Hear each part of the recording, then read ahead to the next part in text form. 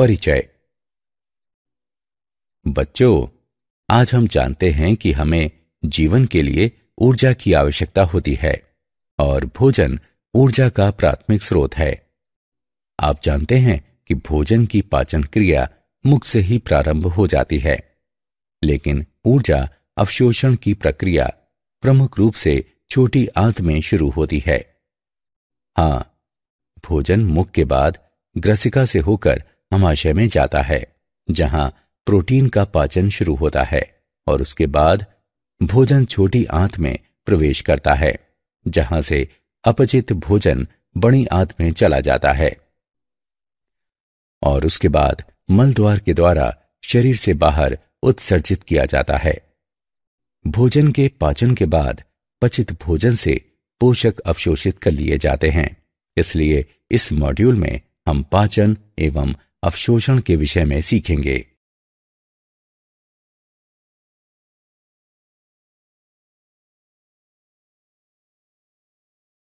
उद्देश्य। इस पाठ के अंत में आप निम्न करने में सक्षम हो जाएंगे: पाचन तंत्र का वर्णन करना, भोजन के पाचन का वर्णन करना, पचित भोजन के अवशोषण की व्याख्या करना, पाचन तंत्र के विकारों का वर्णन करना।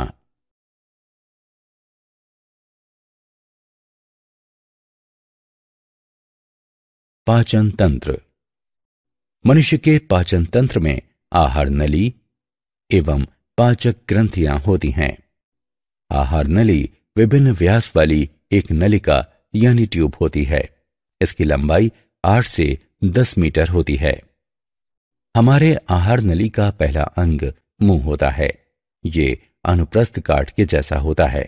ये 2 कोमल ओष्ठों, ऊपरी और निचला, इन दोनों से बंद होता है।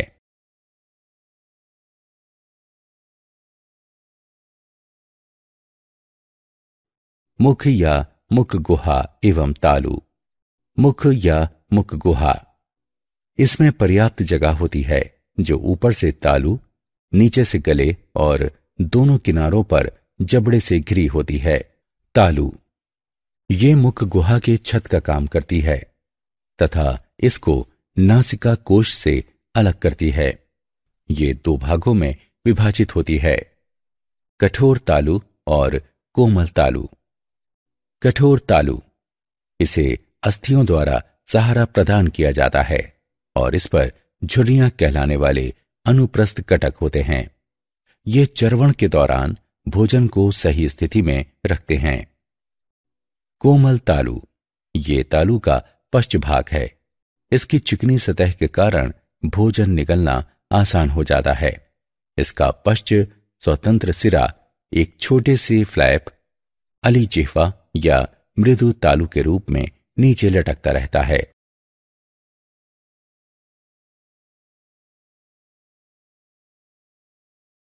जिह्वा, ये लंबी स्वतंत्र रूप से घूमने योग्य संरचना है जो मुख गुहा के तल पर स्थित होती है। जिह्वा के कार्य। ये अंतर्ग्रहण में सहायता करती है। ये भोजन का स्वाद प्रदान करती है। भोजन चबाने के लिए ये इसमें लार मिश्रित करके इसे मुलायम और चिकनी बनाती है। निगलने के लिए ये भोजन को बोलस, ग्रास कहलाने वाले गोलाकार पिंड में बदल देती है।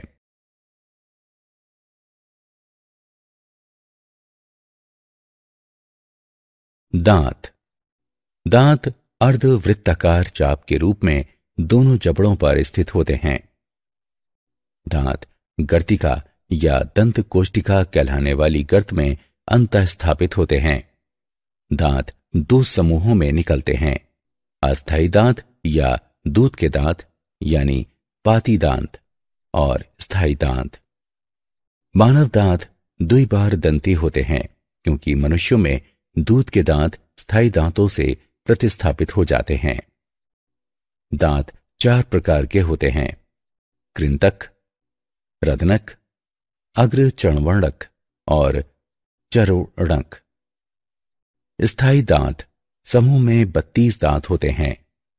अक्षर I, C, पी, एम और एम क्रमशः कृंतक, रदंतक, अग्र, चर्वणक और चर्वणक को दर्शाते हैं। मनुष्यों के दांतों की व्यवस्था को एक दंत सूत्र द्वारा निरूपित किया जा सकता है।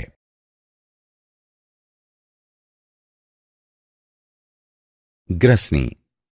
ग्रसनी एक छोटे आकार वाला शंक्वाकार भाग है जहां भोजन और वायु मार्ग एक दूसरे को काटते हैं।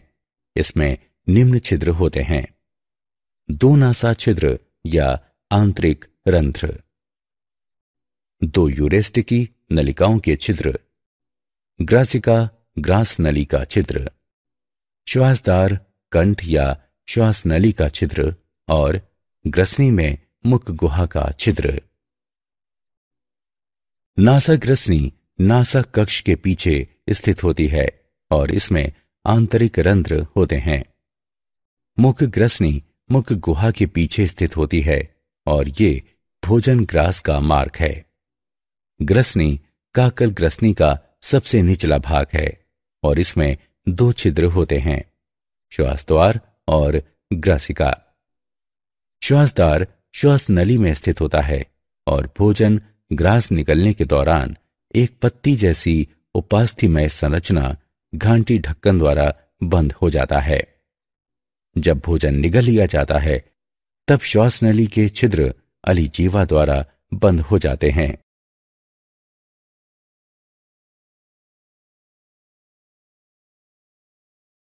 अमाशय।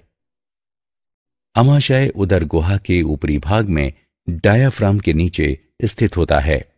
अमाशय का बड़ा भाग बाईं ओर स्थित होता है। अमाशय को निम्नलिखित भागों में विभाजित किया जा सकता है: जठरागम भाग।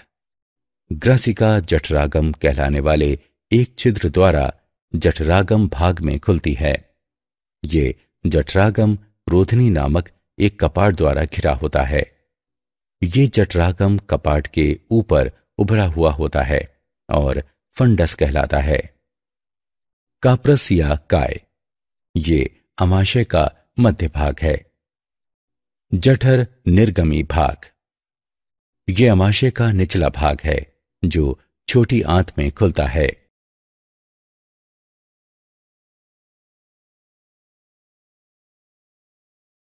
छोटी आंत। छोटी आंत लगभग 6 मीटर लंबी और 1 इंच व्यास वाली लंबी नली होती है। ये उदर गुहा में कुंडलित स्थित होती है। छोटी आंत में 3 भाग होते हैं: ग्रहणी, अग्र क्षुद्रांत और क्षुद्रांत। ग्रहणी आंत का पहला भाग है जो लगभग 25 सेंटीमीटर लंबा और यू आकार का होता है।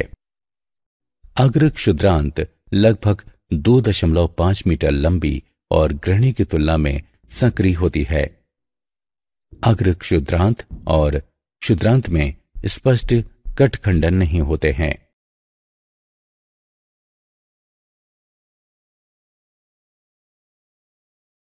बड़ी आंत। बड़ी आंत छोटी आंत से विस्तृत होती है। इसमें अंधनाल, वृहदांत्र और मलाशय होते हैं। बड़ी आंत अंधनाल से शुरू होती है और ये एक बड़ा थैला है जो छोटी आंत से अपशिष्ट पदार्थ प्राप्त करता है। अंधनाल वृहदांत्र तक जाती है जिसे 3 भागों में विभाजित किया गया है: आरोही, अनुप्रस्थ और अवरोही भाग। और अंत में ये मलाशय में खुलती है जो मल द्वार द्वारा बाहर खुलता है।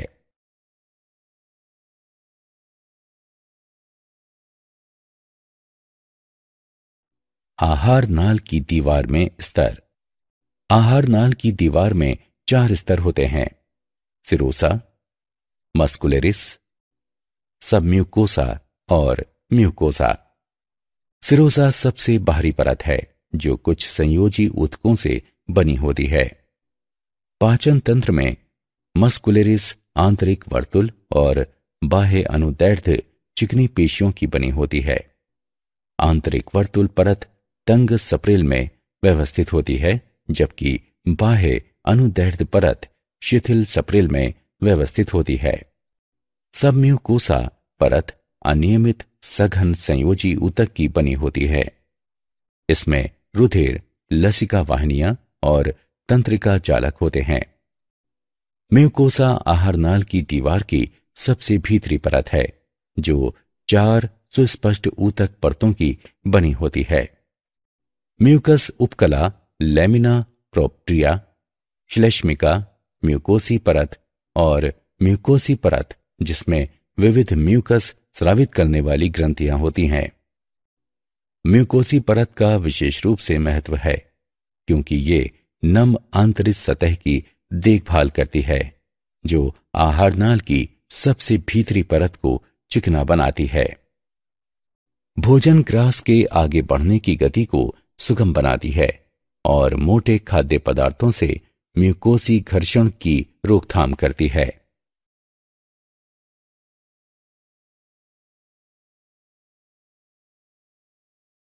पाचन ग्रंथियां।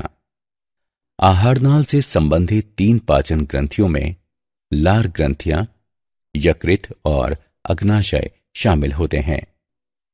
3 जोड़ी लार ग्रंथियां होती हैं जो कर्णपूर्व, अधोजंभ या अवचिंबुकीय और अधोजिह्वा हैं।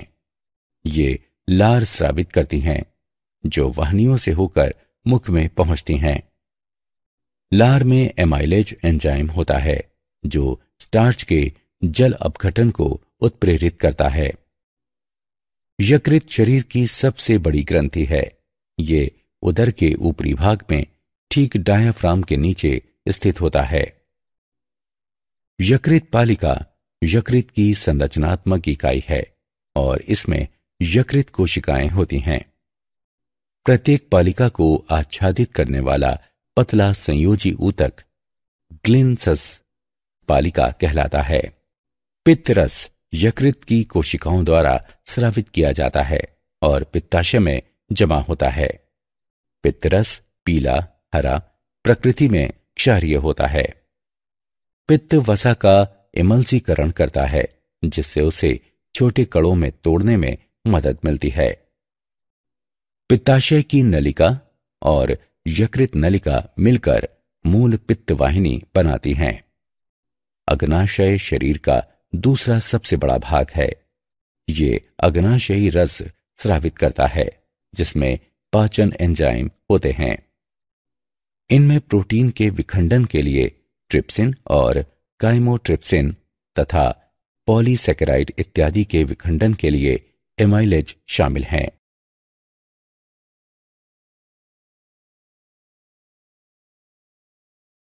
भोजन का पाचन। पाचन पथ की शुरुआत में दांत भोजन को चबाते और मिलाते हैं। इससे भोजन को छोटे छोटे टुकड़ों में तोड़ने की प्रक्रिया आरंभ होती है। लार ग्रंथियां लार स्रावित करती हैं जिसमें श्लेष्मा होती है और ये भोजन के स्नेहन तथा इसे बोलस में बदलने में सहायता करती हैं। इसमें विद्युत अपघट्य और लार एमाइलेज एवं लाइसोजाइम एंजाइम होते हैं। लार की संक्रिया के कारण कार्बोहाइड्रेट आंशिक रूप से पच जाता है। लगभग 30% स्टार्च लार एमाइलेज द्वारा जल अपघटित हो जाता है, जबकि लाइसोजाइम जीवाणुओं के संक्रमण को रोकता है। अब आमाशय में क्रमाकुंचन नामक पेशी संकुचन द्वारा भोजन के बोलस नीचे ग्राजिका में आगे बढ़ाता है।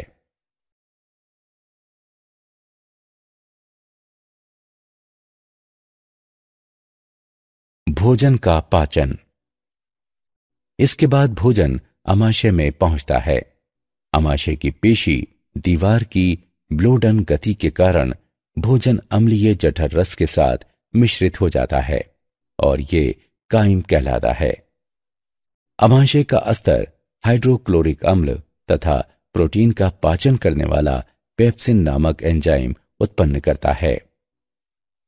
काइम भोजन जठर निर्गम अवरोधी या वाल्व के माध्यम से धीरे धीरे छोटी आंत में पहुंचता है। छोटी आंत को 3 भागों में विभाजित किया गया है: गृहिणी, अग्र क्षुद्रांत और क्षुद्रांत। कायम यकृत से निकलने वाले पित्त अग्नाशय के पित्ताशयी रस और एमाइलेज पाचन रसों के साथ मिल जाता है तथा अन्य आंत्रीय एंजाइम जैसे कि माल्टेस, लैक्टेस और सुक्रेस कायम को विखंडित कर देते हैं। पेप्टाइड्स अमीनो अम्लों में, लिपिड्स वसा अम्लों एवं ग्लिसरॉल में तथा कार्बोहाइड्रेट शर्करा एवं ग्लूकोज में विखंडित हो जाते हैं।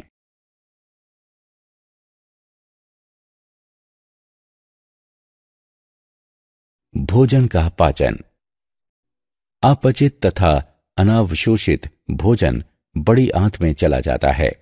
बड़ी आंत का कार्य अपचनीय भोज्य पदार्थ से जल अवशोषित करना है तथा ये श्लेष्मा भी स्रावित करती है, जो बहिक्षेपण के लिए अपशिष्ट भोजन कणों को स्नेहन प्रदान करती है। अनावशोषित और अपचित पदार्थ मल पदार्थ कहलाते हैं। शरीर से मल पदार्थ का त्याग गुदा द्वारा किया जाता है।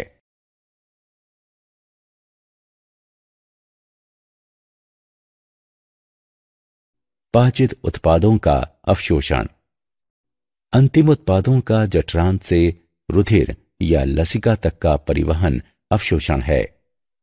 पॉलीसैकेराइड्स के विखंडन द्वारा उत्पन्न मोनोसैकेराइड्स जैसे कि ग्लूकोज, गैलेक्टोज तथा फ्रक्टोज का परिवहन विसरण या सक्रिय परिवहन को सुगम करके आंत की उपकला तक किया जाता है।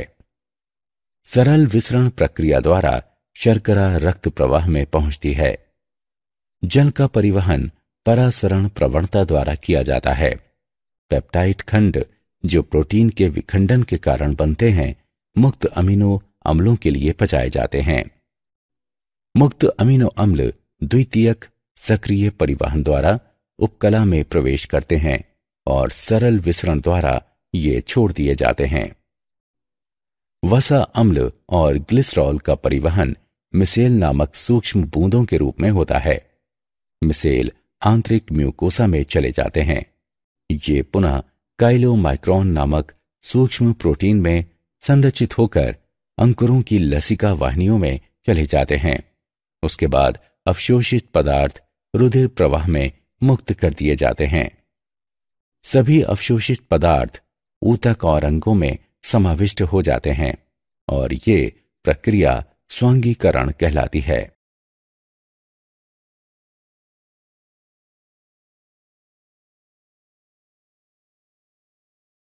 पाचन तंत्र के विकार। पाचन तंत्र के सामान्य विकार हैं पीलिया। रुधिर प्लाज्मा में पित्त वर्णकों के संचय के कारण त्वचा और नेत्र पीले रंग के दिखाई देते हैं। पित्त वर्णक लाल रुधिर कोशिकाओं के विखंडन के कारण यकृत द्वारा उत्पन्न किए जाते हैं। वमन आमाशय में संग्रहित पदार्थों का मुख से बाहर निकलने की क्रिया है। प्रवाहिका मल त्याग की अपसामान्य बारंबारता और मल का पतला हो जाना। कोष्ठबंधता यानी कब्ज, मल का कठिनाई से निष्क्रमण। अपच पाचन की सामान्य प्रक्रिया में बाधा के कारण पेट भरा भरा महसूस होता है।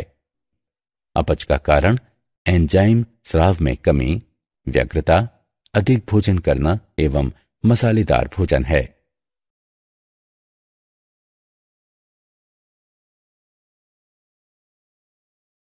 क्या आप जानते हैं north Carolina school of medicine विश्वविद्यालय के नए अध्ययन से पता चलता है कि आंत में रहने वाले कुछ सूक्ष्म जीव भोजन की समान मात्रा से अधिक कैलोरी निकालने के लिए परपोषी जीव को अनुमति देकर आहार वसा के अवशोषण को बढ़ा देते हैं। एलईडी फोटोथेरेपी प्रणाली का उपयोग भारतीय अस्पताल में किया जाता है। इसमें पीले रंग के प्रकाश का उपयोग नवजात शिशुओं में पीलिया के उपचार के लिए किया जाता है।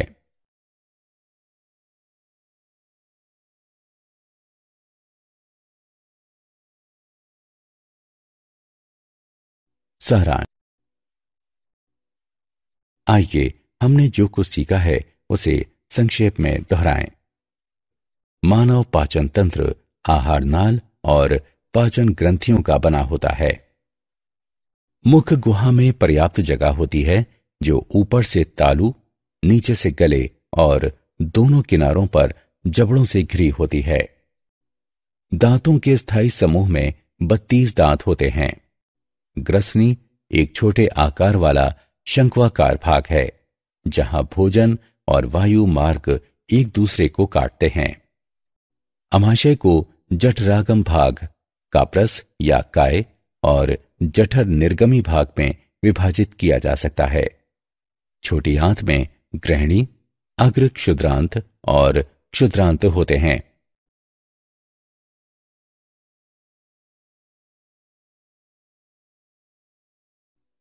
बड़ी आंत में अंधनाल, वृहदांत्र और मलाशय होते हैं। आहार नाल की दीवार 4 स्तरों सिरोसा, मस्कुलरिस, सबम्यूकोसा और म्यूकोसा की बनी होती है।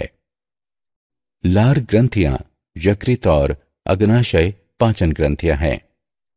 अंतिम उत्पादों का जठरांत से रुधिर या लसिका तक का परिवहन अवशोषण है।